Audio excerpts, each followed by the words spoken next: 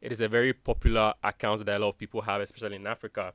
And there's so many uses that it is being put to. So I hope you learned something from 2 weeks ago. But today we are here for the second part of it. Last week we were talking about, like 2 weeks ago, we were talking about email etiquette and how it could be used efficiently. Today we are talking about what you need to know about the Gmail settings. They are very basic things that everyone needs to know, and we're going to be throwing more light on that today. You're welcome once again to the Geek Squad on Joy 99.7 FM. For now, let's go for the tech trends.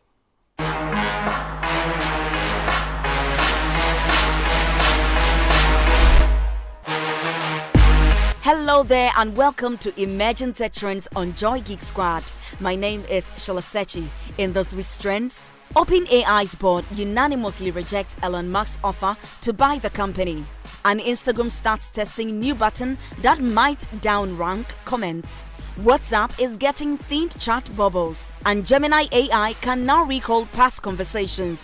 Now let's dive into the details. OpenAI's board has rejected Elon Musk's $97.4 billion bid to buy the company, stating it is not for sale. CEO Sam Altman offer if OpenAI remains non-profit. And Instagram is testing a private dislike button for comment, allowing users to signal disapproval without visible count.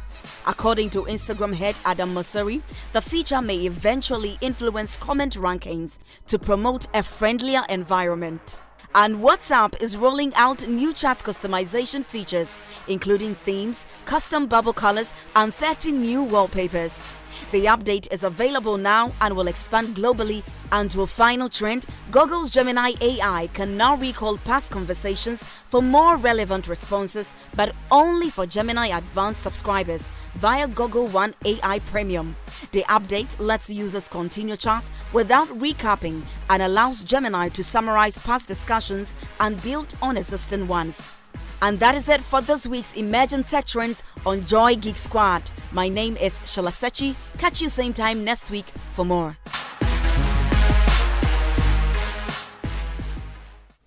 So that was your tech trend right there. And as I mentioned earlier, we are talking today about the Gmail account and how to maximize it. Today I'm doing it with, who should I even start with? So I'm here with Samuel Boateng. He's a tech content creator with interesting digital trends, and also Prince Sarfo. These are the usual suspects. I mean, they don't need much introduction. And they have been breaking this whole conversation down for the past 2 weeks, for which reason we are here to do the second part. Before we get right into it, from the past 2 weeks when you had the conversation, what were some of the takeaways? Because I was following the conversation keenly. For me, for instance, how much for when you were talking about Prince, when you were talking about the need to keep a single thread when you are exchanging emails with someone, I felt like it's something that is not drummed home enough. Because me, for instance, because of what I do, is very difficult to keep track of some of these, because we are always in different email chains, and so even with that, I see where the difficulty is. And so I was very impressed when that point came up. But what are some of the takeaways that you two had from the previous, so that we can quickly piggyback off of that? Yeah, so I mean, basically the same things that we said. Just make sure that when you are sending an email, so sending an email or being on a Gmail, let's take it as a professional environment. And so whatever you do, you have to make sure that you are professional enough. Yes, so things like keeping one email thread. Don't start another email when you started one in the past and you want to just do a follow-up on it. If you want to add somebody to an email thread, don't make it look like you are gossiping. Just inform the rest of the people that, listen, I'm adding Sammy for visibility or for his, because at this stage he needs to be involved in the conversation. So yeah, basically be professional as possible and also know how to go by the things that you do by the email. I think one more thing that we didn't add last week had to do with, see, sometimes you need to send an email to somebody and you need to add a link. I mean, as we speak about professionalism, it's also good that your email is clear, clear enough for people to be able to read. It's not all over the place. Checks for spelling mistakes. Don't just slap links into your email and tell people that this is the link. You can always make a word. Attach the link to you a- can hyperlink a word Yeah. and attach a link to a word that people can just see the word hyperlinked and just Touch click on on it, it, and then yeah. it goes to the link that you want them to go to. Yeah, so I think that thing you can just do it. I think it's Control K. Just highlight a word, Control K, and then window pops up. It shows you where to put the link. You put the link there, and then you click OK, and then the word will hyperlink for the people. So let's say find the link to the document here. So the word here, you highlight it. You can even go down to the bottom where you click on send to send an email. You see a tab that says insert a link. So it looks like you can click on it. A window will open. You put the link there, and then you click save. So the word here will be hyperlinked. It will turn into blue. So you avoid saying find the link here and then slapping the whole long link in the email. Yeah. So I think these are some of the takeaways from last week. Yeah. Let me say takeaway. Remind me, check. Well, I believe even though email is as I said, a very formal platform, you could, those who are still in the Valentine's season can still find love there. I remember I had a conversation with one girl we wanted on the email. I was like, oh, before we actually moved, it was still formal though. Before we actually moved, it was in that same love. And even with that one, love, can you imagine we kept a thread? Can you imagine if you were hello, then an email will appear somewhere, another email and blah blah blah. It's very hard to follow, right? Yeah. Even with the lab conversations, we still kept a thread. Exactly. So the thread, This is interesting. yeah, Finding love. you should through see that email. email. It was very weird. What were you up to? Because it looks like you are trying to keep a very detailed record of something. Well, are you know when planning you in the go end. to a networking event and then you are talking to someone who is like, Oh, yeah. okay. So you're like, you can't take a phone number. Let me get your email. So you need to start from somewhere. Yeah. So I have to go professional at the same time. I know what I'm doing, Can I man. please have your email? Yeah. Let me. You see the number. I be like, okay, this guy's got to worry me. Or Let me you, get you your could be like, let me email. have your LinkedIn username or something. That's Nah, that was long. Let me give you email. I'm coming. When you see the header, you know. Apart from that, I think one of the things I think we also skipped is scheduling. One of the most brilliant things that was invented in the email industry. So I have a lot of colleagues who like working the night. And sometimes they want to surprise their boss. They want to prove that they are working. So they will schedule a lot of emails for like 5 a.m. or something like that. So before you get to work, as you're sitting in your car or truck or wherever you are getting to work, you just get pinning, like coming in and out. Yeah. You ask yourself, who is waking up in the How are they morning to awake send at this emails? morning? They send the emails around midnight. Yeah, so you can schedule if you feel like you need to get some things done and you are a night person. Get up, deal with all your emails and your replies, schedule them by afternoon. If you want to, you can also time your work day. You know that this person will come and worry you, so you send this one in the morning. In the afternoon, it sends automatically. In the evening, it does this. So you know the emails that are going and a particular time they are sending them. So scheduling is very, very important. Yeah. Right. Those are some important points. That's to around the send button. You see that there's a drop down link. You click on it. It has a schedule, and then you just click on it and say the time, the day, the date, and then So if you are planning on resigning from your company in the next 2 months, schedule the email Schedule in advance. Yeah, after you pass catering the place, then you back your bag. Yeah.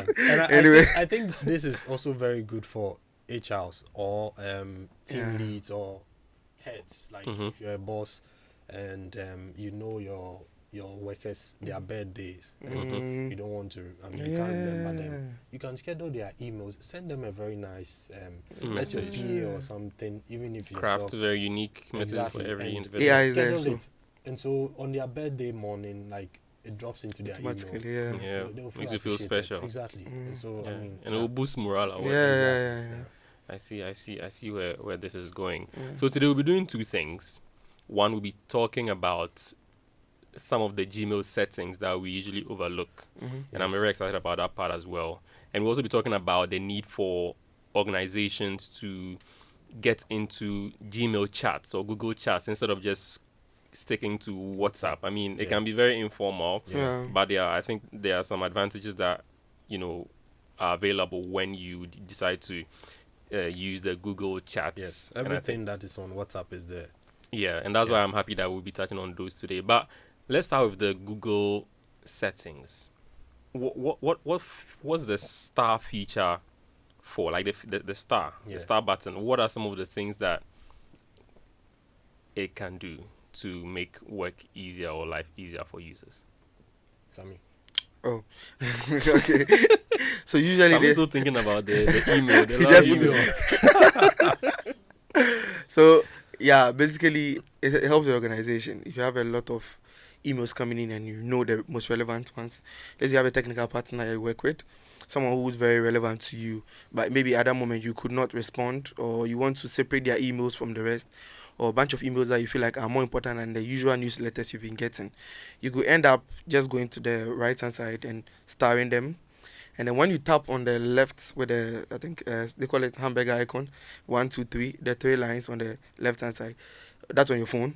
You will see starred, labeled, inbox, blah, blah, blah. When you enter the start section, you can deal with the most important emails that you start for the day. Okay. Yeah. And it keeps them until maybe you unstart them. So if you are working on a particular project, let's say I'm applying for a job, okay, and I apply to this company and I'm doing some back and forth with them. I have a cluster of emails at that time job hunting, so I have a lot of people that I'm messaging, and I'm getting we reject you, we accept you, we reject you, and so on. And I don't want you to mix with the one that I'm currently working, which is very important to me. I can just start that one and continue that conversation in the start section anytime I need to get back to my email. Okay. Yeah. So you see, when the way emails are is that when a new email comes in, the old one goes to the bottom. Sorry. Yeah. So you can start an email that you can always go to the left panel of your Gmail, especially when you're using a laptop. You see there are different tabs, like where you have inbox, send, and all of that. You see start. When you click on that, you can see the important emails that you have started. So how you start it on a laptop, for instance, when you receive an email, just at the far right side of the email, you see like a star button just next to the beginning of the email. You just click on it, and then it feels usually the default is yellow.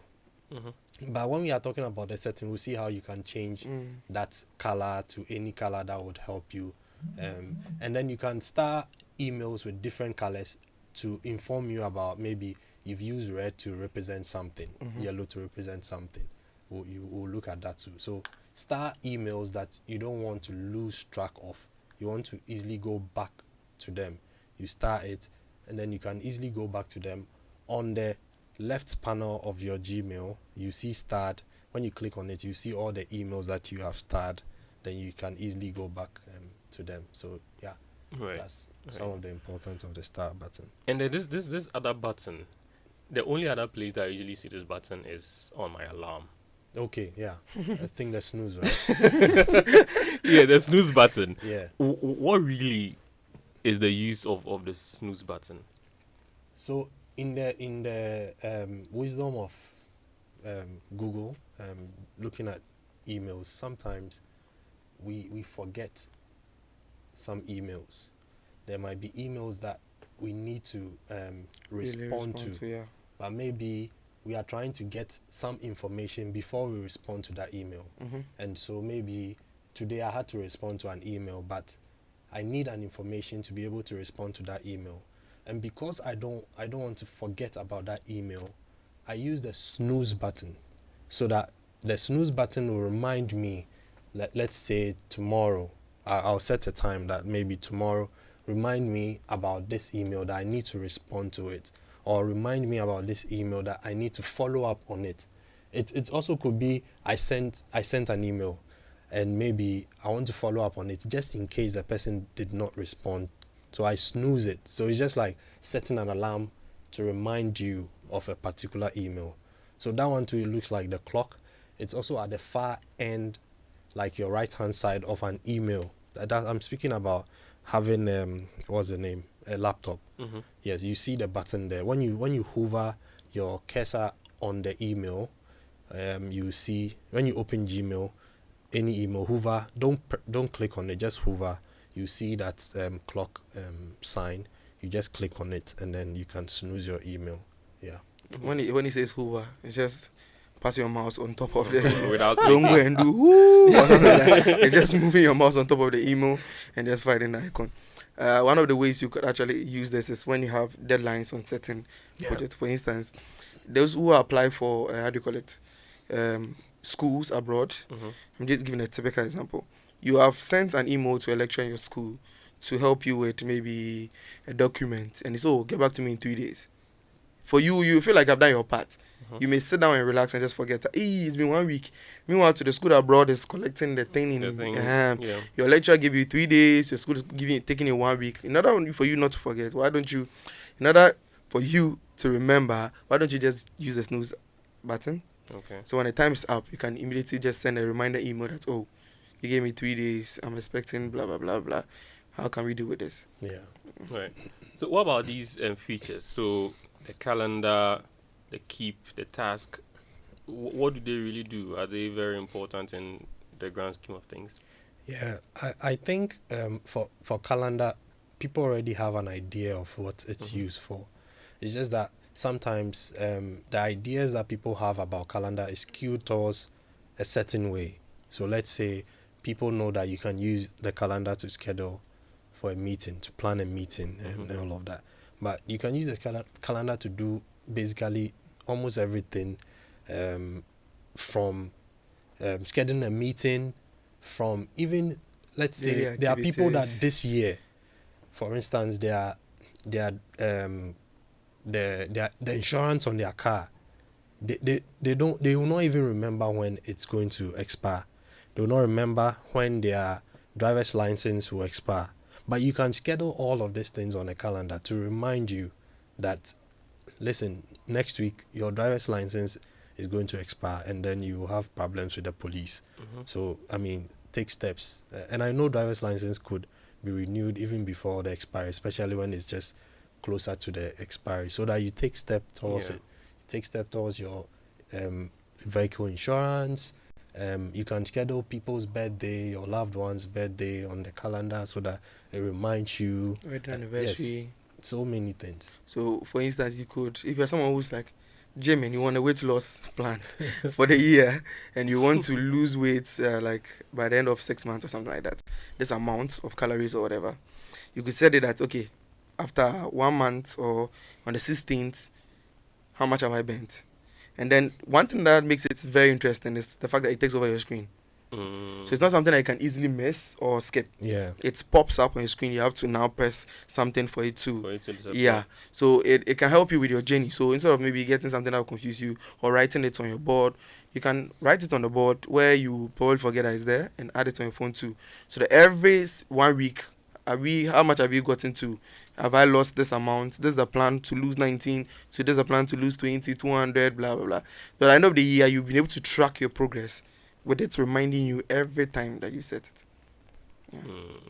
So what about the contact? Because I see, for me, for instance, like if I do not have access to my phone, and I have my laptop, because it's synchronized with the Gmail, sometimes I'm able to find some of my contacts on the laptop or other device, as long as the Gmail is logged in. Is that what the contact is? That necessarily the only use for the contacts feature on the Gmail app? Not necessarily, but it's one of the main importance of the contact. So on your Gmail interface, when you look at the right hand panel, like the side, you see what we just mentioned, the calendar. I think we didn't even talk about the keep. The keep is just taking notes, but let's talk about maybe the contact, then we come to maybe the task. The contact, you see a plus button on that side. When you click on it, it opens up a page which is your contact. Sometimes, you see, usually when you're saving a contact on your phone, you'll be asked whether you should save it on the phone or your Gmail account. Yeah. So all your contact, it's important that you save it on your Gmail account. Also consider that it will take up some space. Exactly. So when you save it there, even when you lose your phone or you don't have your phone and you need to make a call to somebody, you don't remember their contact, you open your laptop, you go to the right hand side, you see that plus button, you click on it, it will open your contact for you. You'll see all the contact that you have on your phone that you have also saved on your Gmail account. You see it there, and then you can make the call, or not make the call via your laptop, but you can pick the number and do the call. So gone are the days when you used to switch phones and your mother would get a book and write all the contacts down. Yeah, I used to really go through that. Exactly. I had a book that I had to hide somewhere. I also have one. Just in case. But it got to a point I realized, I don't actually need it any longer because of how contact works. So I saved all the numbers down. Anytime or any device I pick up that I've been able to log into, I just scroll and then I have my contact. So there's no point of me losing. I've lost your number. Those people that have been doing this, contact lost, DM me to. How will the person see your status? If the person has your number, how will the person see it? It's impossible. So those who already have your number are the ones going to see it. And, why would they DM you? They tell other people. They spread the word. So it's very important to have Google Contacts, and it's the way it syncs so quickly, it's scary sometimes. I picked one phone. Sometimes I use double phones. I picked one phone, I just saved my number on it, and I decided to do something else on the phone. I opened WhatsApp, and the number was already there. I was like, when did I save it? I remember that, I have Google Sync. That's how seamless. Yes, it's so quick that when you pick another device and you're moving, you can send an email. It gives both emails, phone numbers, everything, addresses, and details of the person. So if you saved it in that way, you don't lose anything at all. Any email, any person that you just remember, I have this, blah, blah. And with that sync, you can actually link that to your calendar with the phone number. You can link it to your task. It's like a whole new world with the connections and the network and all that.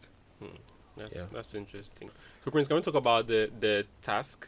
So the task tool is there. You see a circle with a check icon. I think the contact you see a human being. Sometimes you see a human being icon too there. So that's the contact. Now the circle with the check icon is the task. So usually you get to work in the morning, and you have the plan for the day or the things that you want to do for the day.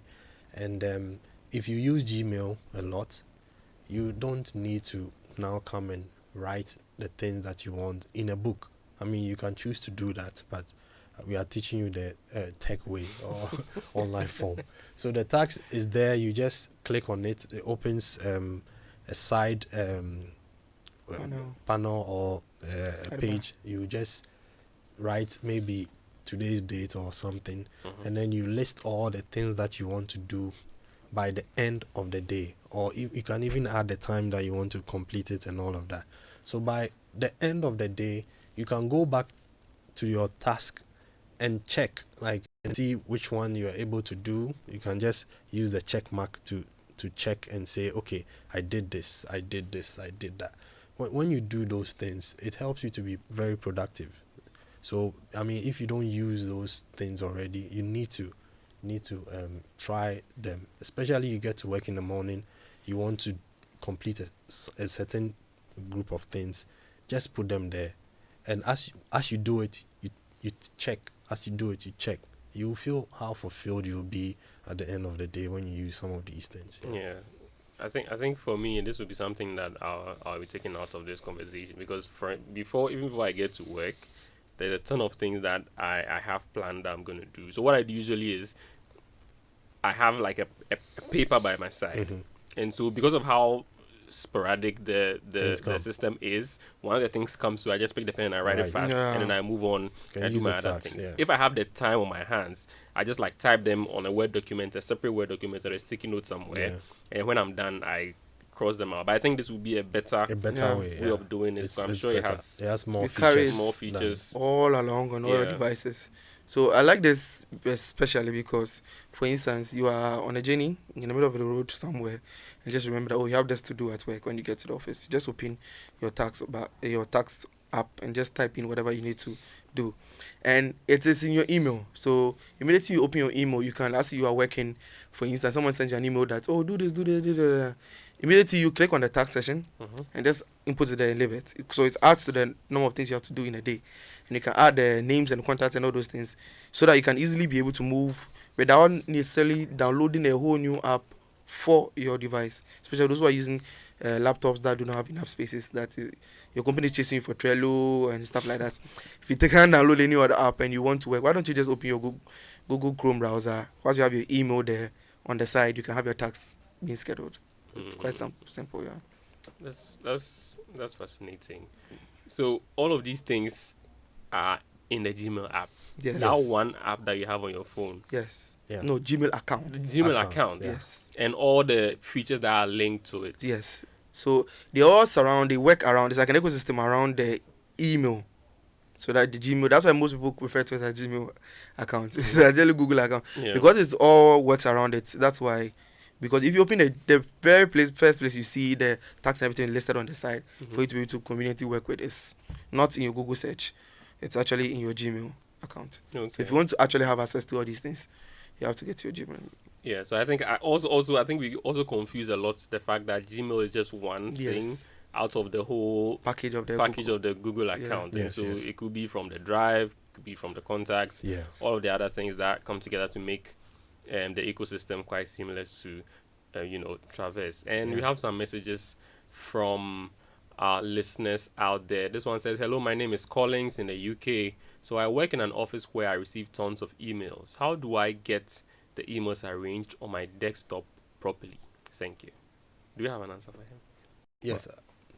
Okay. I don't know how you're going to arrange this on his desktop. But I think I'm getting him. Yeah. We can just use the word wrong. Labels. There's labels. Yes. So if you have, like, there are categories of, I don't know if you notice this in WhatsApp. There's this labels thing for the business account. If you realize, okay, you are dealing with packaging. You have a packaging unit for people, like packaging units in your office. You have HR unit, you have this unit, you have that unit. You can use different tags on them, colors on them, so that you can label each email that comes to you.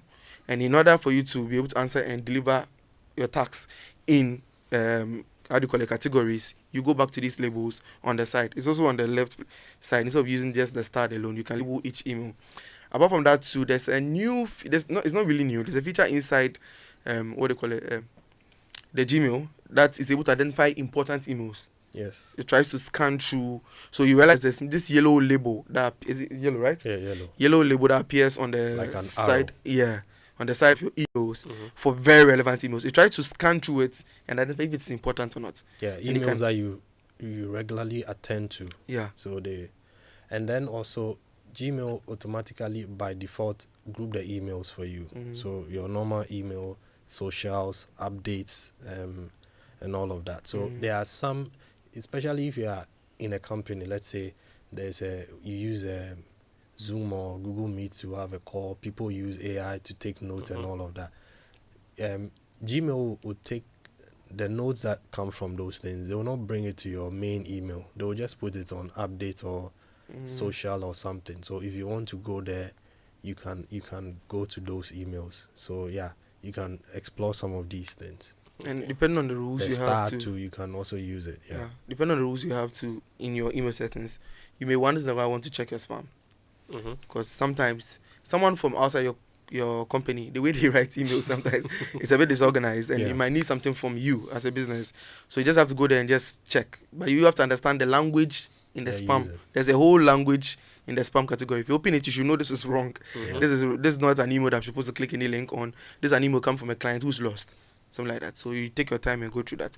I think maybe next time we can talk about that spam language. Yeah. I think the spam language would be a very good conversation around security and how to protect your accounts from hackers and people who want to take advantage of all. Now they are even able to force themselves into your main inboxes sometimes. If you have to even understand it outside to be able to label it spam, so that next time the Gmail can see it and pull it away. Yeah, and also there's nothing wrong with muting certain emails that has nothing to do with you, but you have just been copied in it or tagged in it, and so you just keep getting emails upon emails that the thing has nothing to do with you. You can always mute it. Just go to the email. There are 3 lines or dotted lines on the side. Just click on it. It will open a box. Just search for the mute and mute the email. You don't have them in your email. It will be there, but it will not send you notification and all of that. Yeah. Right. Need I remind you that this is a conversation on Joy 99.7 FM. This is Geek Squad. I'm here with Samuel Boateng, tech content creator, and Prince Sarfo, who is our usual suspect over here, producer of the show, actually. And Geek Squad is brought to you by MTN. MTN everywhere you go. Now we are at a very interesting point in this conversation.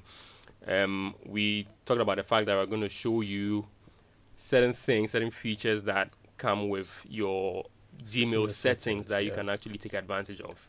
Yeah. And we'll be running through some of them. So, Prince, where would you like to set this from? So we can start from the top. So you see, when you open your Gmail, so we are talking based on a laptop. So you open your Gmail, on the top right corner, you see something that looks like a boat. If I say a boat, I don't know how to explain this thing. It looks like a circle with some rough edges. Engine. Engine on the top. That's the setting. And many people know how the setting icon looks like already. So on the top right is there. When you click on it, it will tell you to open the whole setting of your Gmail. Then you click on all settings. It just opens the settings. People usually don't go to that side of their Gmail. When they just get their Gmail, that's it. It's a scary Some place. people have never opened that site. It's a very scary It place. looks like a lot when you open that. Yeah. There's so many things. important It looks things very there. technical. Yeah. It's not actually technical. Yes, so don't be scared to open that section. And it's not like when you change something there, something will happen to your Gmail and all of that. You just go there. We'll take you through it one by one. So the first one had to do with the language. I mean, But before that, yes. it's actually a two-step process. If you click on settings, the first thing you see is your themes. Don't be excited about changing the picture background of your emails. No. That's why I Go said to- you click on all settings. Yeah, so you that have to get click on those the- settings. So if you are Yeah. lost, just go to those settings. As we You continue. click on the icon, it will open just a small panel on the side of the Gmail, and then you click on all the settings. Then the whole whole setting will open. Yeah, you see the language. By default, it will just pick your English. That's US. If you want to change to UK, I don't know it's if up to you. tree is You there can or just- something. There's no tree. You just change to that. Then the next thing will be phone number.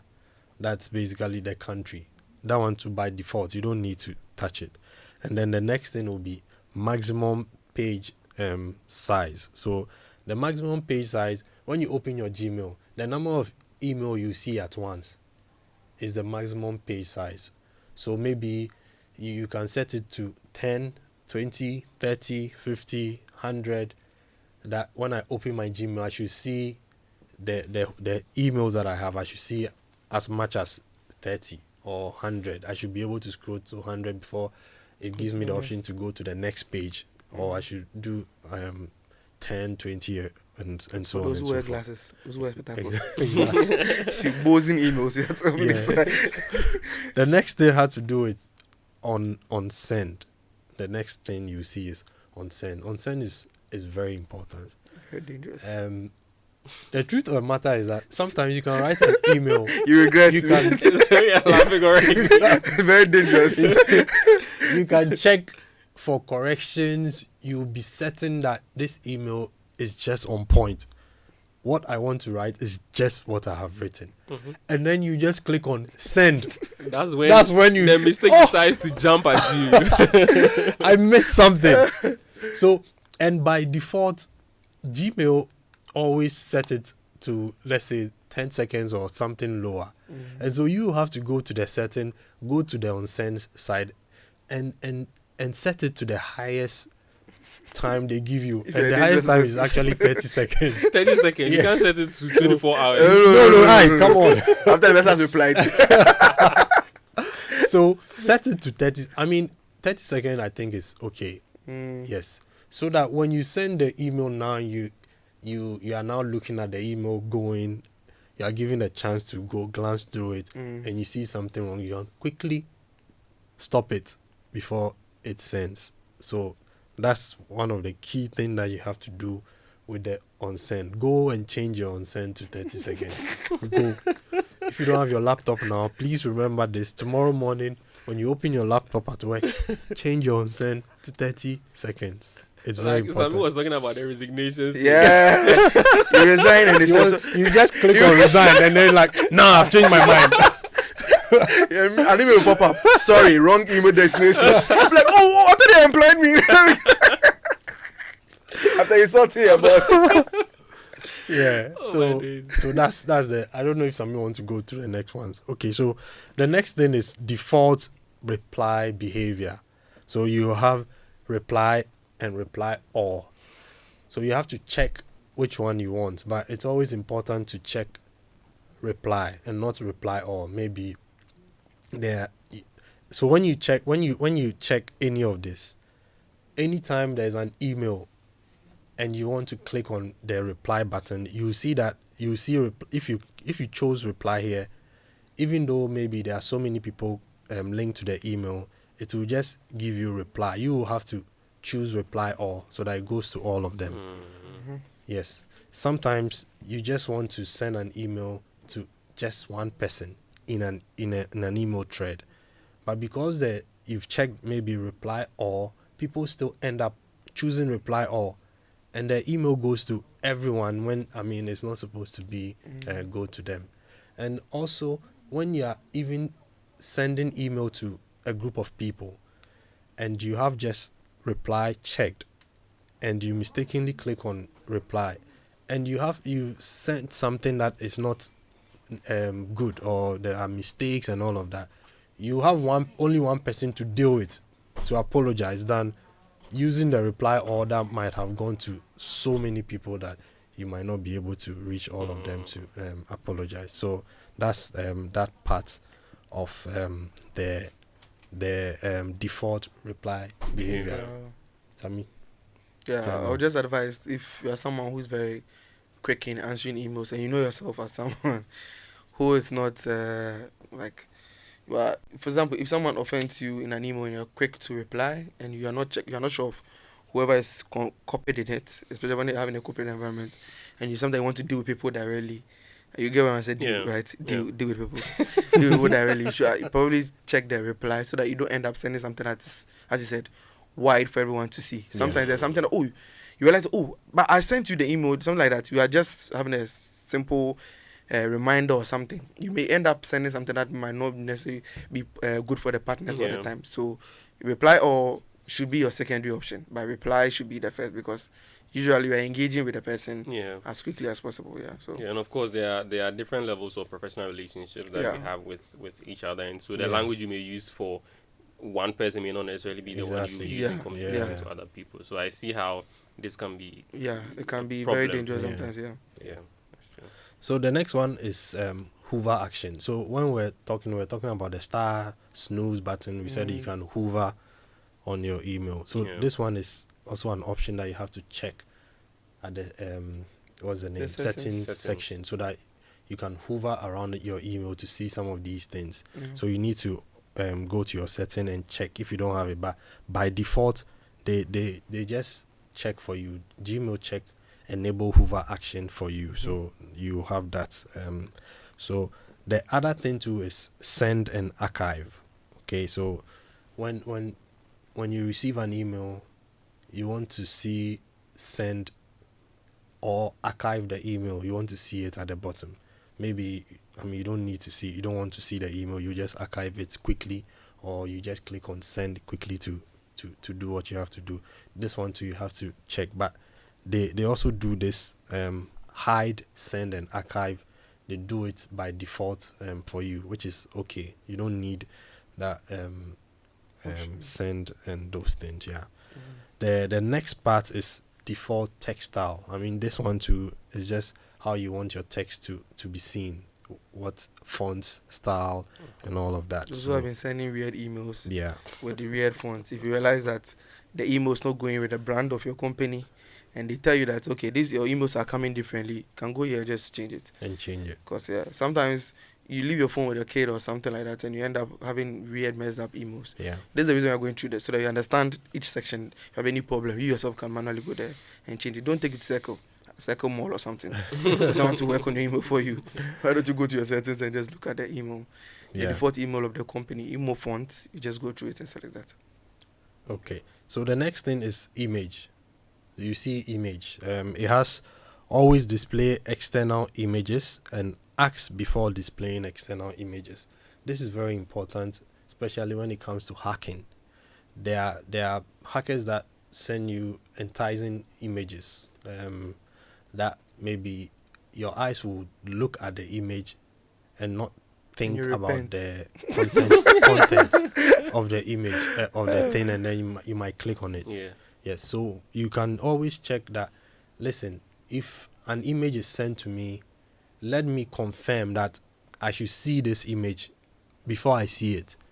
Do you get it? And then it also has the option that, any image that comes through my email, open it up. When I open the email, let me just see the image.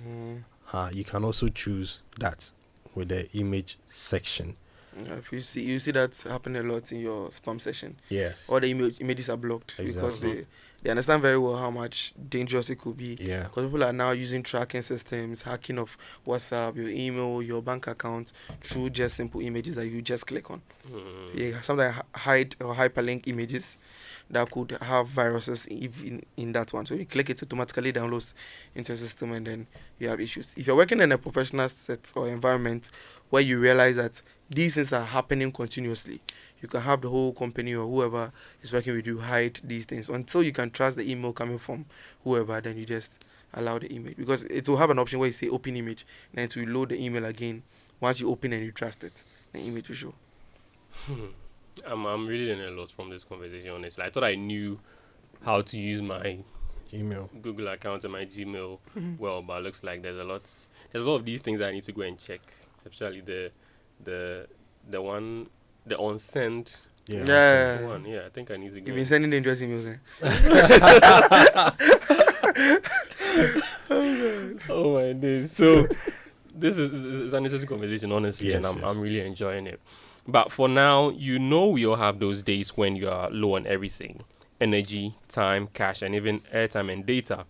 Well, that's why MTN Extra Time is an airtime and data advance service that allows you to make calls or browse the internet even when you have insufficient balance. All you need to do is to dial *506#, *506#, go through the prompts, and select the amount of airtime or data you need. It's more than simple. Doing your favorite things on MTN means you don't get interrupted even when you are low on airtime or data. Please remember, all T's and C's apply. Back to this very interesting conversation. But before that, let's read some messages. This one is coming from Benjamin. I think we lost that briefly, but we'll get into the conversation. Okay, I think we need to do this message. If we don't do, maybe Benjamin Comblan will meet you outside. Yes, Benjamin says, "Good evening. Please, where can I get the program to listen to again?" In the last 2 weeks one, I guess I totally understand what you're saying. So it's on YouTube. Okay. Yeah, it's on YouTube. So when you go to YouTube, you just type Joy Geek Squad and then add the date. So let's say today is 18th February. So Joy Geek Squad 18th February 2025. It will just, today's show will just pop up. Yeah. Right. You see it on Joy 99.5 FM's. It's 0.7, Joy 99.7, sorry. Joy 99.7 FM's YouTube channel. Joy 99.7. Joy 99.7. I like how she said hey. That's interesting. So if it was an email he had sent, he had like quickly, 5 30 seconds on send, quickly. So that's what he did over there. Should we still keep going?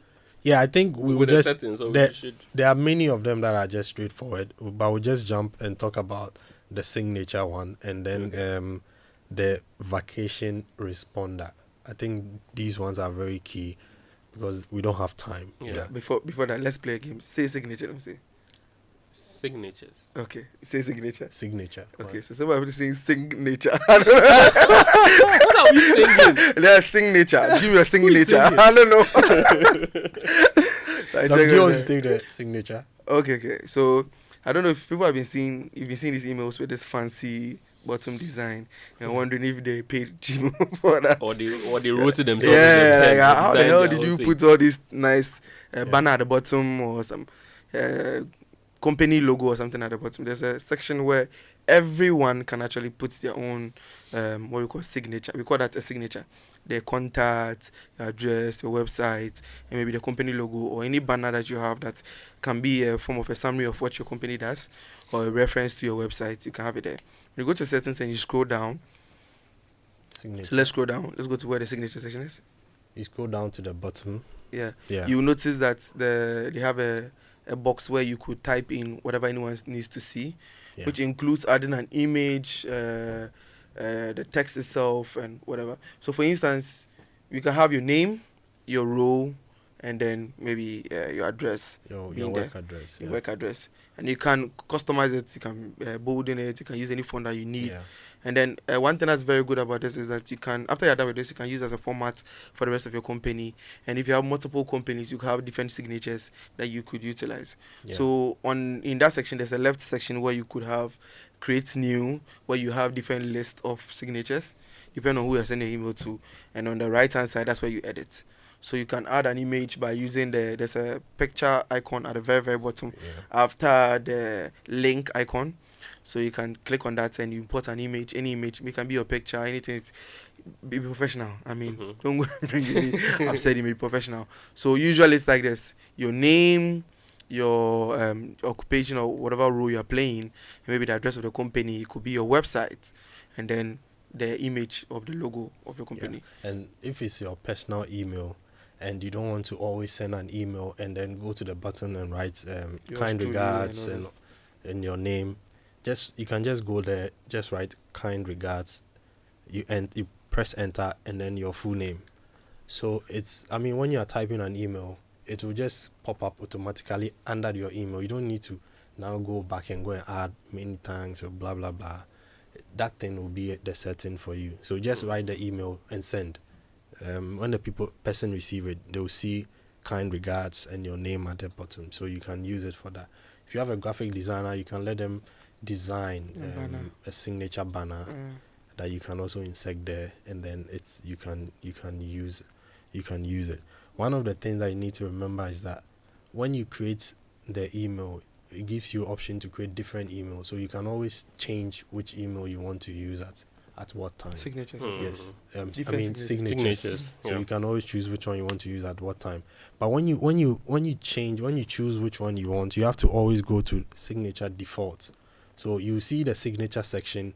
After doing all of those things, you have to go to the signature default and change the name to that signature. The name you Yes. gave, yeah. I mean, while we are talking about it and you're just listening, it might be difficult, but if you are doing it as we speak, you see how easy it is. But you can always go back, play with those features on your laptop, and then you see how it goes. One important software you can use is called About Me. So you can just search About Me. About Me helps you to create things about yourself.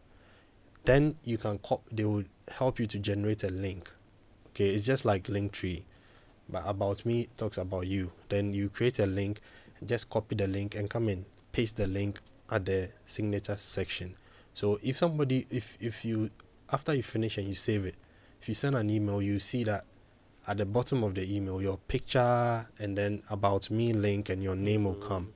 So if somebody wants to know about you, they can just click on it and it will open a whole page for you to see about them. Yeah. Right. So I think it will be important to Quick fixes. talk about some other things like the Google Chats. Yes. But for now, let's listen to the quick fixes.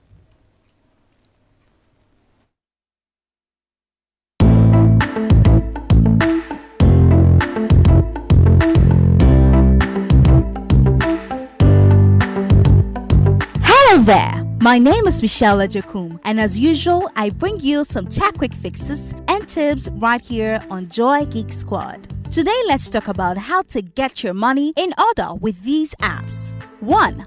Mint app. It helps you track expenses and set budgets. 2. YNAB app. That's the You Need a Budget app. It's perfect for detailed budgeting. 3. Personal Capital app. It's great for investments and net worth tracking. 4. Pocket Guard app. It helps you avoid overspending with spending limits. And that's it. Take control of your finances this year.